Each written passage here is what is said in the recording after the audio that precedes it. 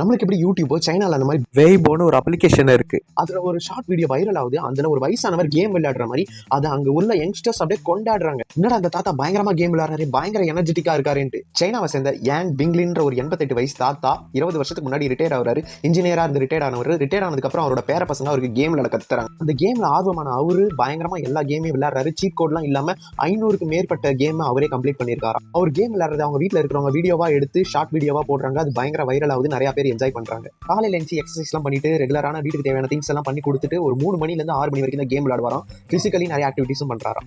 World oldest game ஸ்ட்ரீமர்னு இவருக்கு Guinness world record கொடுத்திருக்காங்க. போய் இன்னொருத்தர் கிட்ட கதை பேசாம அடுத்தவங்களை பத்தி குறை பேசாம இப்படி இருக்கிறது நல்லது தானே. சைனால யங்ஸ்டர்ஸ் கேமுக்கு ரொம்பவே அடிமையானவங்க. தாத்தா நீங்க ஏதாவது கேம் விளையாடுறீங்களா? இல்லப்பா, நான் புக்கு படிக்கிறேன்.